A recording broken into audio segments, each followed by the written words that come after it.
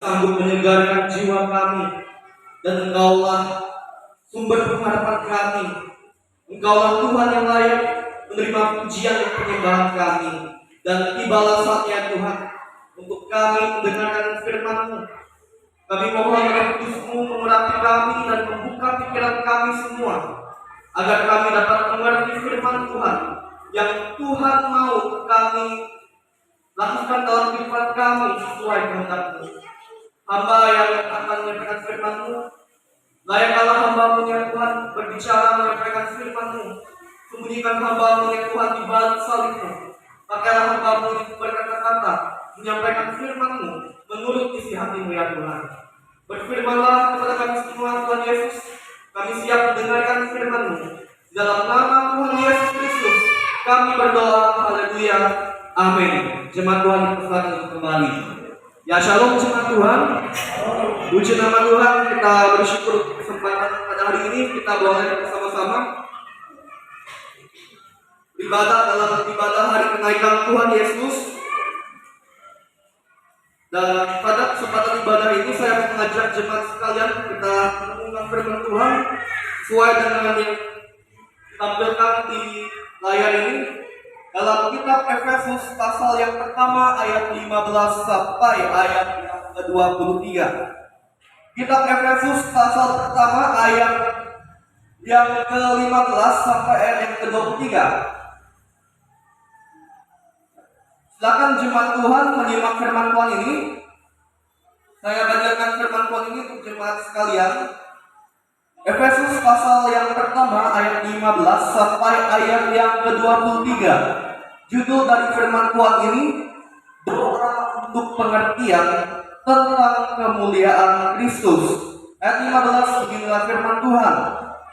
Karena itu, setelah aku mendengar tentang iman-Mu dalam Tuhan Yesus dan tentang kasih-Mu terhadap semua orang kudus, aku pun tidak berhenti mengucap syukur karena kamu, dan aku selalu mengingat kamu dalam doaku, dan meminta kepada Allah Tuhan kita Yesus Kristus, yaitu Bapa yang mulia itu, supaya Ia memberikan kepadamu roh hikmat dan wahyu untuk mengenal Dia dengan benar, dan supaya Ia menjadikan mata hatimu terang, agar kamu mengerti pengharapan apakah yang terkandung dalam panggilannya, betapa kayanya kemuliaan bagian yang ditentukannya bagi orang-orang kudus, dan betapa hebat kuasanya bagi kita yang percaya, sesuai dengan kekuatan kuasanya yang dikerjakannya di dalam Kristus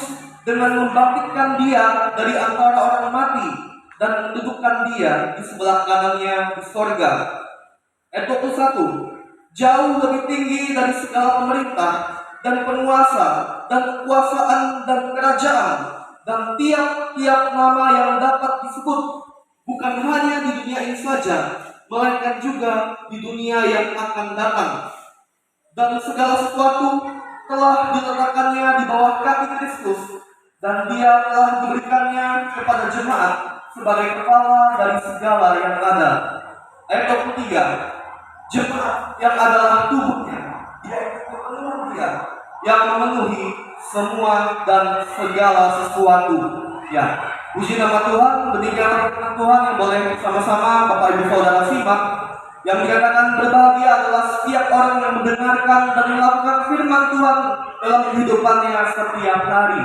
Ya, jemaat yang dikasih Tuhan Yesus, dari kebenaran firman Tuhan ini saya memiliki tema merenungkan di ibadah hari kenaikan Tuhan Yesus dalam kitab Efesus pasal pertama ayat 15 sampai ayat 3 dengan tema segala sesuatu telah diletakkan di bawah kaki Kristus. Itu temanya. Bapak Ibu Saudara, pada hari ini kita diberikan gambaran tentang kekuasaan dan kemuliaan Tuhan Yesus Kristus. Sebagaimana Rasul Paulus telah melihat karyanya yang begitu nyata, yang Tuhan Yesus nyatakan terjadi di dalam kehidupan jemaat Efesus pada masa itu. Dan ini semua didahului oleh rasa syukur serta dukungan doa terus-menerus bagi jemaat Efesus pada saat itu.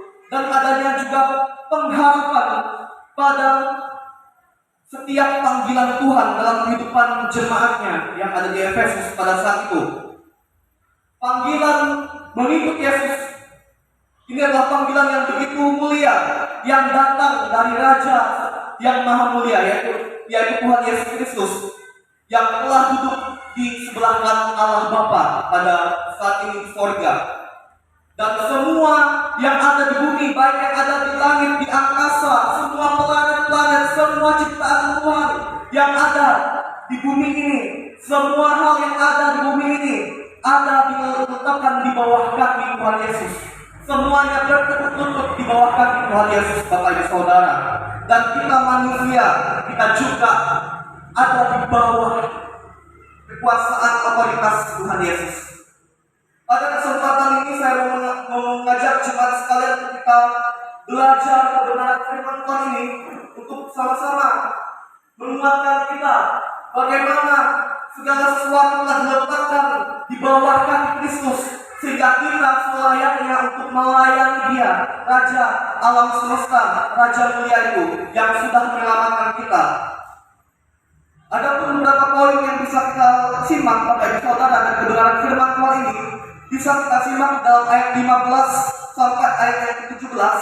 Terlebih dahulu kita melihat di situ, saya simpulkan menjadi poin yang pertama untuk kita, doa syukur atas pengenalan Allah yang benar. Ya Bapak Ibu Saudara, dalam ayat yang ke-15 ini memberitahukan bagaimana Rasul Paulus dia mengenal jemaat Efesus. Dia melihat bahwa jemaat Efesus itu iman mereka sangat luar biasa dalam Tuhan, dan juga kasih mereka kepada semua orang kudus begitu luar biasa tulusnya. Oleh sebab itu, tak henti-hentinya Paulus selalu mengucap syukur karena jemaat Efesus, dan dia selalu mengingat jemaat itu di dalam doanya. Inilah suatu hal yang sangat berkesan bagi Paulus dalam kehidupan jemaat Efesus, yang bisa dia lihat bagaimana iman mereka kepada Tuhan Yesus begitu dalam. Mereka betul-betul sungguh-sungguh mengikut Tuhan Yesus. Mereka tidak suam-suam kuku, mereka tidak setengah-setengah mengikut Tuhan. Mereka tidak abu-abu, tidak kompromi dengan hal-hal duniawi. Mereka sungguh-sungguh sepenuh hati dalam koridor kebenaran firman Tuhan. Mereka sungguh-sungguh hidup terbukti takut akan Tuhan, dan kasih kepada sesama juga. Kepedulian mereka itu juga diacungi jempol oleh Rasul Paulus. Ini merupakan juga teladan bagi setiap kita dalam berjemaat, Bapak Ibu Saudara. Seperti jemaat Efesus, mereka saling peduli, saling mengasihi satu sama lain, saling melengkapi, saling menguatkan dalam persekutuan, saling mendoakan dengan tekun. Dan inilah yang membuat Paulus bangga dengan jemaat Efesus. Dan ini juga menjadi kerinduan Tuhan dalam jemaat kita yang ada di GKSI Lupu ini, agar dapat seperti jemaat Efesus ini. Dan tidak sampai di situ saja, Bapak Ibu Saudara. Kita pun bisa melihat bagaimana Paulus dia melihat jemaat di Efesus ini perlu diberikan roh hikmat dan wahyu dalam ayat yang ke-17. Dan di situ Paulus berdoa kepada Allah Tuhan Yesus Kristus supaya jemaat Efesus diberikan roh hikmat dan wahyu, sehingga dengan itu mereka dapat mengenal Tuhan dengan benar. Dari firman Tuhan kita bisa menyimak dan bisa mengetahui, Bapak Ibu Saudara, bahwa dengan roh hikmat dan wahyu dari Tuhan sajalah yang dapat membuat jemaat dapat mengenal Tuhan dengan benar, dapat mengetahui siapakah Tuhan yang selama ini kita sembah. Jadi kita tidak asal-asalan menyembah Tuhan. Kita kenal pribadi Yesus itu. Kita tidak bingung dan tidak lagi perlu bimbang kalau kita kenal Yesus. Oleh sebab itu, pengenalan akan Yesus itu sangat penting dalam hidup kita.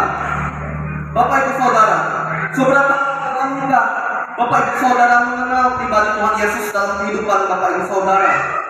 Apakah Bapak Ibu Saudara hanya tahu Yesus itu sebatas Tuhan saja?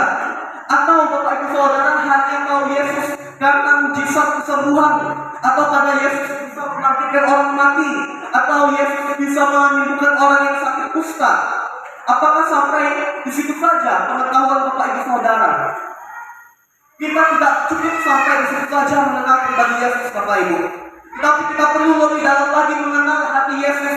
Apa yang hati Yesus mau kita lakukan dalam hidup kita. Tuhan Yesus berkata dalam kitab Injil Yohanes, barang siapa mengasihi aku, kata Tuhan Yesus, ia akan menuruti perintahku. Ia akan menuruti perkataanku. Bapak Ibu Saudara, apakah selama ini Bapak Ibu Saudara benar-benar mengasihi Yesus? Apakah Bapak Ibu Saudara selama ini sudah benar-benar melakukan perintah Yesus dengan segenap hati, Bapak Ibu Saudara? Kalau Bapak Ibu Saudara mengasihi Tuhan Yesus, Tuhan Yesus katakan, barang siapa mengasihi aku, ia akan menuruti firman-Ku. Berarti Bapak Ibu Saudara, pembelajaran buat kita juga, kita perlu menuruti perintah Tuhan dalam hidup kita. Karena itulah bagian kita untuk kita lakukan dalam hidup ini. Tuhan sudah mengerjakan bagiannya yang sangat besar 2000 tahun yang lalu, Bapak Ibu Saudara, yaitu apa? Pengorbanannya kayu salib untuk menebus dan menyelamatkan kita. Apa yang sudah Bapak Ibu Saudara berikan? Karya penebusan Yesus sebagai terima kasih Bapak Ibu Saudara, karena sudah diselamatkan oleh Tuhan Yesus. Poin yang kedua, saya berikan kepada Bapak Ibu Saudara. Dalam ayat 18 sampai ayat 20a, saya simpulkan pengharapan dalam panggilannya. Di dalam panggilan mengikut Yesus, sebenarnya ada sebuah pengharapan yang pasti Tuhan sediakan bagi kita, Bapak Ibu. Yaitu apa? Tuhan naik ke surga. Pada 2000 tahun yang lalu, Dia menyediakan tempat untuk semua orang-orang yang percaya kepadanya. Inilah yang dimaksud dengan pengharapan itu, bahwa ternyata tidaklah sia-sia orang yang beriman, yang percaya Yesus, yang mengikuti Yesus dengan segenap hati dan melakukan perintahnya. Karena pengharapan pasti yang akan mereka terima, yaitu hidup bersama-sama dengan Dia dalam kerajaannya yang mulia. Oleh sebab itu, Bapak Ibu Saudara, jangan sia-siakan panggilan mengikut Yesus dalam kehidupan Bapak Ibu Saudara. Kalau Bapak Ibu Saudara sudah bertahun-tahun mengikut Yesus, pertahankanlah iman Bapak Ibu Saudara. Jangan sampai Bapak Ibu Saudara murtad meninggalkan Yesus. Karena pengharapan yang pasti menuju keselamatan masuk surga itu hanyalah dalam Kristus, dalam panggilan mengikut Yesus. Selanjutnya, poin yang ketiga bagi kita semua yang saya ingin bagikan kepada Bapak Ibu Saudara menjadi pembelajaran bagi kita dari firman Tuhan ini, yaitu ayat yang ke-20b sampai ayat 21. Saya simpulkan bahwa Yesus duduk di sebelah kanan Allah. Di sini kita bisa melihat bahwa ketika Yesus naik ke surga, Dia duduk di sebelah kanan Allah. Apa arti kata kalimat ini? Duduk di sebelah kanan Allah. Apakah secara harfiah seperti contohnya saya di sini, kemudian di sini saya duduk di sebelah kanan saya? Apakah seperti itu juga Tuhan Yesus duduk di sebelah kanan Allah? Tidak, Bapak Ibu, bukan seperti itu arti atau maksudnya. Yesus duduk di sebelah kanan Allah itu berarti bahwa Yesus telah menerima kekuasaan yang tertinggi untuk memimpin surga dan memimpin dunia ini. Oleh sebab itu, Yesuslah yang berdaulat, Yesuslah yang berhak atas surga dan bumi ini. Bahkan hidup Bapak Ibu Saudara dan saya itu ada di dalam otoritas kuasa Yesus. Dia adalah wakil Allah Bapa surgawi yang berkuasa atas dunia ini. Setan-setan itu semua tidak berkuasa atas dunia ini, sekalipun setan bisa mencobai kita. Tetapi setan-setan atau roh jahat tidak dapat berkuasa atas Yesus. Itulah luar biasa Tuhan kita yang kita sembah. Dia adalah Tuhan Raja yang bertahta di atas surga dan bumi, dan tidak ada yang dapat membandingkan atau menyaingi Dia. Beliau sangat mulia sekali, Bapak Ibu Saudara. Oleh sebab itu, apakah Bapak Ibu Saudara masih ragu atau masih bimbang mengikut Yesus? Dia adalah Tuhan yang berkuasa, Bapak Ibu, atas dunia ini dan atas hidup kita. Janganlah sampai kita meninggalkan Dia. Sadarlah Bapak Ibu Saudara bahwa kita sudah sepantasnya hidup di dalam kebenaran Tuhan, hidup dalam melakukan perintah Tuhan, karena kita sudah diselamatkan dan selayaknya kita melayani Dia yang adalah Raja, penguasa atas dunia ini dan atas surga. Selanjutnya poin yang keempat saya bagikan kepada Bapak Ibu Saudara, poin yang terakhir dari firman Tuhan ini dalam ayat 22 sampai 23. Inilah dia, segalanya diletakkan di bawah kaki Yesus. Bapak Ibu Saudara, Kristus adalah kepala gereja.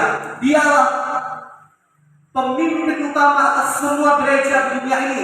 Sekalipun gereja di dunia ini, bahkan di negara Indonesia khususnya, banyak sekali sinode-sinode gereja, tapi tetap Yesuslah pemimpin utamanya.